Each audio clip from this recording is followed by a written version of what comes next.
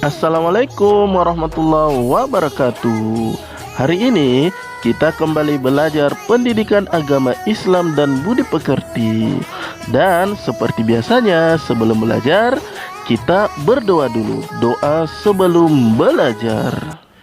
Bismillahirrahmanirrahim.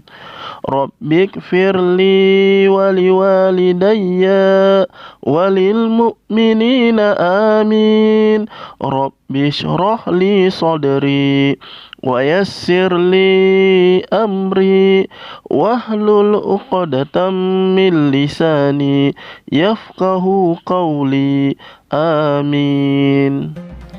Pada kesempatan kali ini, kita akan belajar pelajaran 8 dengan subtema kedisiplinan Nabi Lut alaihissalam. Sebelum kita lanjut ke materinya, kita belajar dulu apa itu disiplin.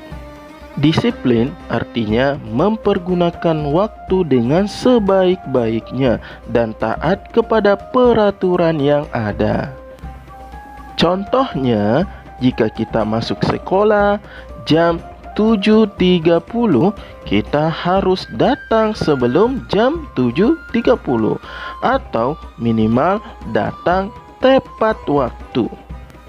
Contoh kedua, sholat di waktu yang telah ditentukan.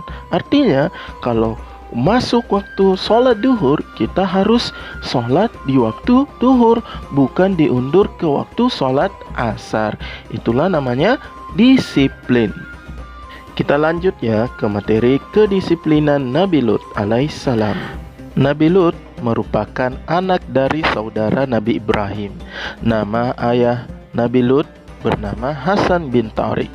Artinya Nabi Lut ini keponakan dari Nabi Ibrahim. Nabi Lut adalah utusan Allah Subhanahu wa Ta'ala. Tugas Nabi Lut yaitu membimbing umatnya ke jalan yang benar. Nabi Lut terkenal disiplin karena waktunya digunakan hanya untuk beribadah kepada Allah dengan cara mengajak umatnya untuk meninggalkan perbuatan yang dilarang oleh Allah Subhanahu wa Ta'ala. Untuk mengetahui lebih jauh lagi, mari menyaksikan video kisah singkat Nabi Lut alaihissalam berikut ini. Dikisahkan ada kaum bernama kaum Sadum. Kaum Sadum ini mempunyai kebiasaan bermaksiat seperti melakukan kejahatan, merampok, membunuh, dan menganiaya musafir. Dan yang lebih parah, para lelakinya ini tidak mau menikah dengan wanita, tetapi justru mereka menyukai sesama lelaki.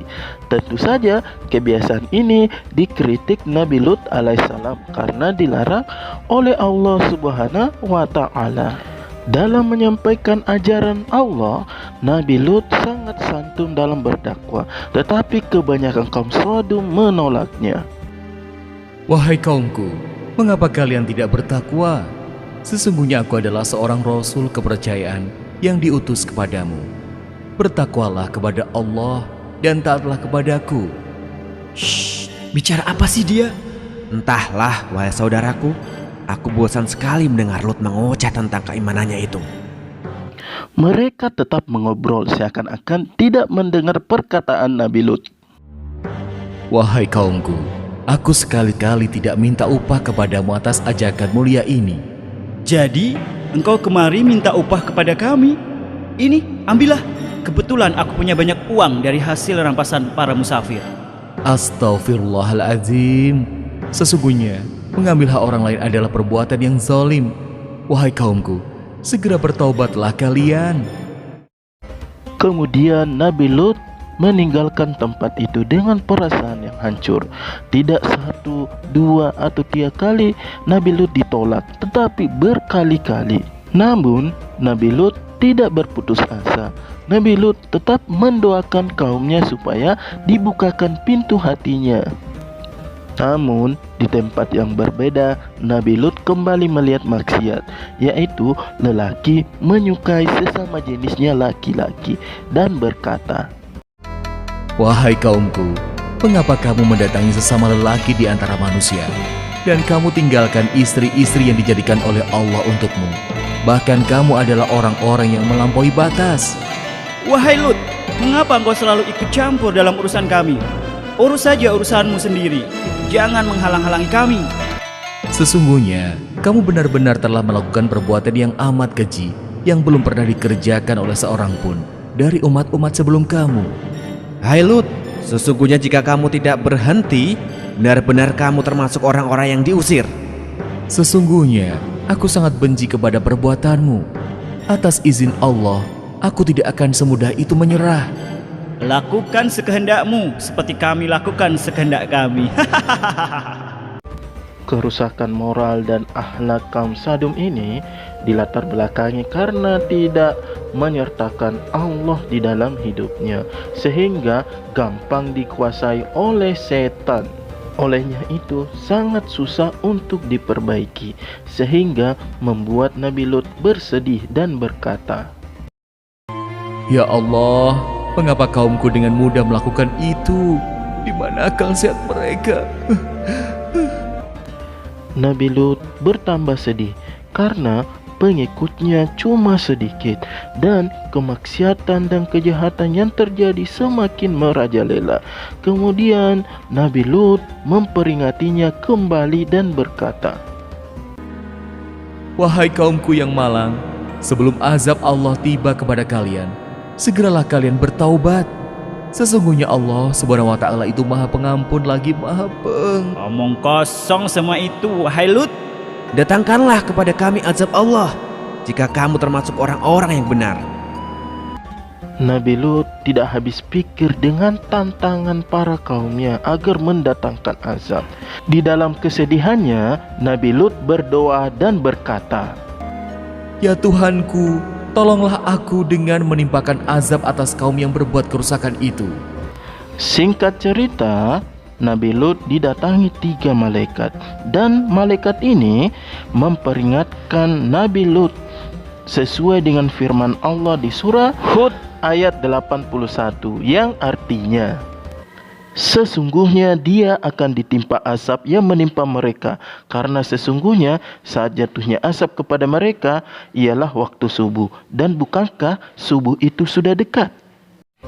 Dan sebelum para malaikat meninggalkan tempat Nabi Lut dipesankan kepada malaikat agar meninggalkan tempat kaum Sodom itu.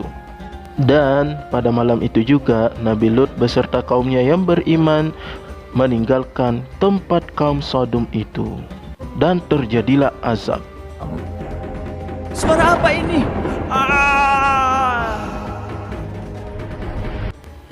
Selain petir, datang juga hujan kerikil yang terbuat dari tanah liat dan terbakar, membuat kaum Sadum ini mati tergeletak di tanah dan hancur. Dan asap selanjutnya Allah membalikkan tanah yang dibawa menjadi di atas, sehingga sebagian kaum Sadum ini tenggelam di bawah tanah dan membatu.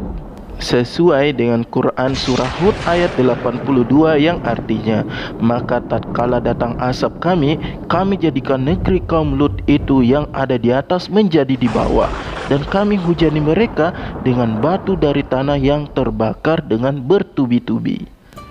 Demikianlah kisah kaum Sadum yang ingkar kepada ajaran Allah. Dari kisah ini kita bisa mengambil hikmahnya. Yang pertama, kita harus mencontoh kegigihan dan kedisiplinan Nabi Lut alaihissalam. Kedua, tidak sepantasnya sebagai manusia kita tidak boleh menantang Allah untuk mendatangkan azab. Dan hikmah yang ketiga atau yang terakhir, yaitu kita tidak sepantasnya melakukan hal-hal yang dilarang oleh Allah, seperti yang dilakukan oleh kaum Sadum tadi. Untuk hari ini cukup ya. Tetap semangat dan sehat selalu. Wassalamualaikum warahmatullahi wabarakatuh.